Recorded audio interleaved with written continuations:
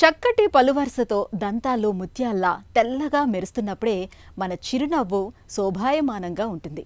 అయితే కారణాలేవైనా కావచ్చు, మనలో చాలామందికి వయసుతో పాటు దంతాలు క్రమంగా రంగు మారిపోతూ ఉంటాయి.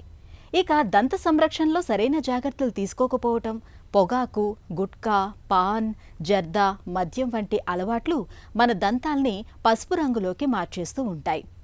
ఒకప్పుడైతే రంగు మారిన దంతాల విషయంలో చేయడానికి ఏమీ ఉండేది కాదు. కానీ ఇవాళ బ్లీచింగ్, పాలిషింగ్ వంటి ఆధునిక ప్రక్రియల సాయంతో దంతాలకు తిరిగి తెలుపుదనాన్ని తేవచ్చని చెబుతారు నిపుణులు. రంగు మారిన దంతాలకు తిరిగి తెల్లదనాన్ని తీసుకొచ్చే చికిత్సల గురించి ఇప్పుడు తెలుసుకుందాం.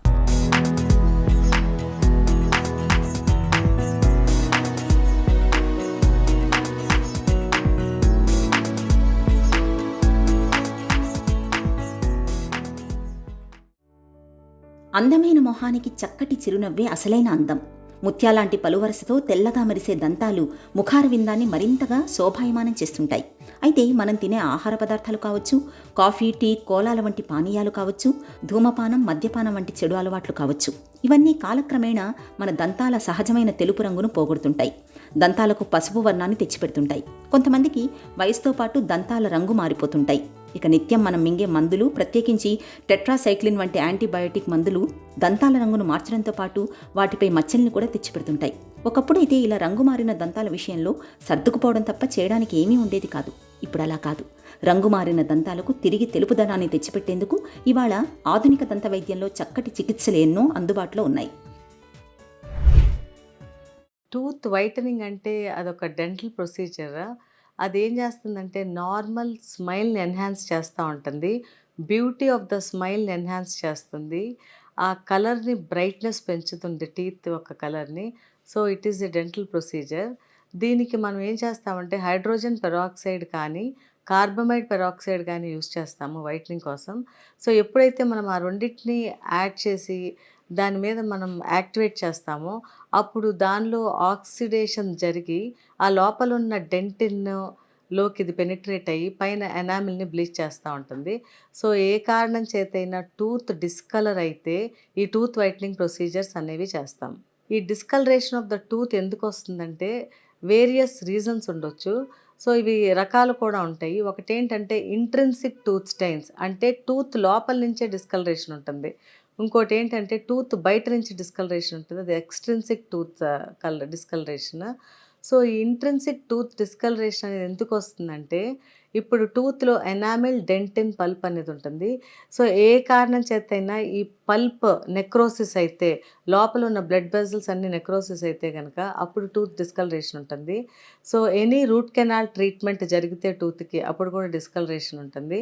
Any trauma to the tooth, any root canal treatment to the tooth, ఇవన్నీ టూత్ డిస్కలరేషన్ ఉంటాయి, లోపల నుంచి ఉంటుంది.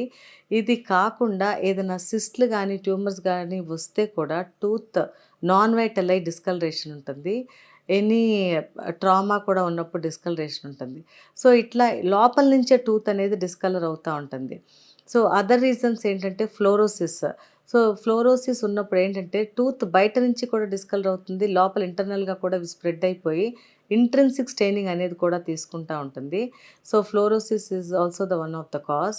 సో తర్వాత ఎక్స్ట్రిన్సిక్ టూత్ స్టెయిన్స్ ఏంటంటే మామూలుగా ఫామ్ అయ్యే క్యాలిక్యులస్. ఈ క్యాలిక్యులస్ వల్ల టూత్ డిస్కలర్ అవుతూ ఉంటుంది. తర్వాత టొబాకో చూయింగ్, ఎక్కువ మంది నోట్లో టొబాకో పెట్టుకొని చూ చేస్తూ ఉంటారు, అప్పుడు అది ఎనామిల్లోకి పెనిట్రేట్ అయిపోయి టూత్ డిస్కలరేషన్ ఉంటుంది. పాన్ చూయింగ్ ఒకటి, స్మోకింగ్ ఒకటి, ఇట్లా వేరియస్ ఈ హ్యాబిట్స్ వల్ల కూడా టూత్ డిస్కలరేషన్ అవుతుంది. కొంతమంది కాన్స్టెంట్గా మౌత్ వాష్లు కూడా వాడుతూ ఉంటారు. సో కొన్ని మౌత్ వాష్లకి కూడా డిస్కలరేషన్ జరుగుతుంది. అండ్ నార్మల్ డిస్కలరేషన్ ఎప్పుడవుతుందంటే డ్యూ టు ఏజింగ్ ప్రాసెస్.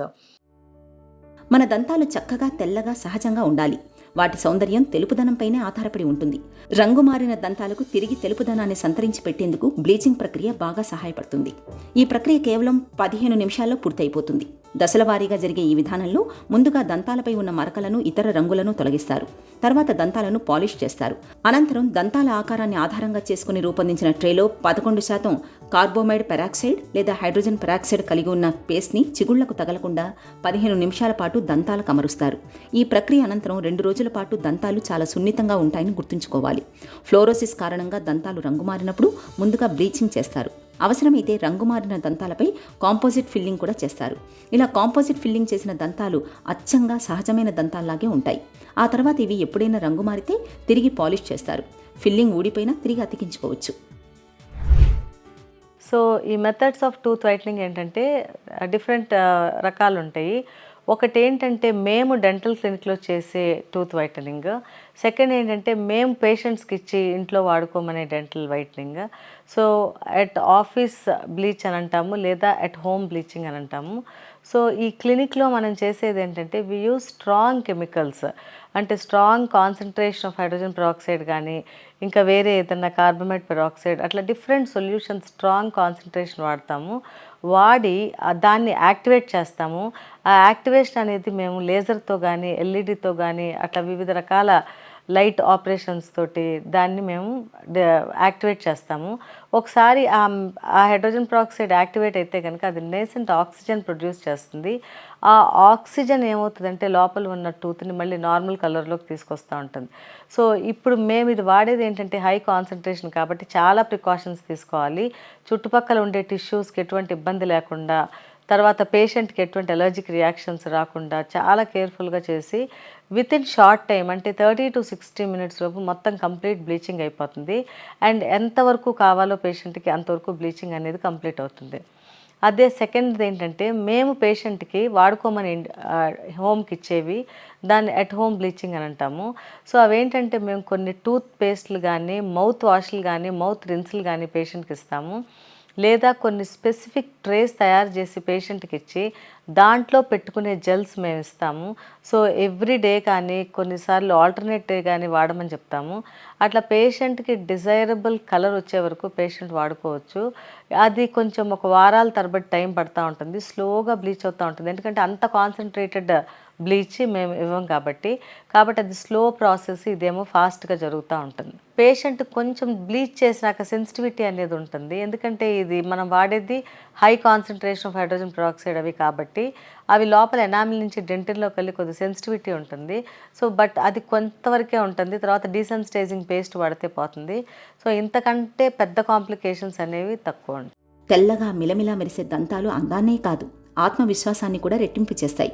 రంగు మారిన దంతాలకు తిరిగి తెలుపుదనాన్ని సంతరించి పెట్టేందుకు కొన్ని ప్రకృతి సిద్ధంగా దొరికే రకరకాల పండ్లు మనకు సాయం చేస్తాయి. స్ట్రాబెర్రీ, యాపిల్ పండ్లు అలాంటివే. స్ట్రాబెర్రీలు దంతాలకు సహజమైన క్లెన్సర్గా పనిచేస్తాయి. బాగా పండిన స్ట్రాబెర్రీని తీసుకుని మెత్తగా పేస్ట్ చేయండి. దాంట్లో టూత్ బ్రష్ ముంచి నిత్యం దంతధావనం చేస్తుంటే దంతాలపై పసుపు రంగు క్రమంగా తొలగిపోతూ వస్తుంది. యాపిల్ని పండ్లతో కొరిగి తినడం వల్ల అందులోని పీచు పదార్థం దంతాలపై పసుపు రంగును క్రమంగా మాయం చేస్తుంది. క్యారెట్, కీరదోస వంటి పచ్చి కూరగాయల్ని తినడం వల్ల పసుపు రంగు దంతాలు తెల్లగా మారడంతో పాటు దంతాలపై ఉండే మరకలు కూడా తొలగిపోతాయి. నిమ్మజాతి పండ్లలోని సిట్రస్ ఆమ్లానికి దంతాలను శుభ్రం చేసే గుణం ఉంది. దంతాలు రంగుమారి కనిపిస్తున్నప్పుడు నిమ్మజాతి పండ్లను తరచుగా తినడం మేలు. ఉప్పు, వంట సోడా వంటి వాటిని నీటితో కలిపి పుక్కిలిస్తుంటే కూడా దంతాలపై పసుపు రంగు క్రమంగా తగ్గే అవకాశం ఉంటుంది.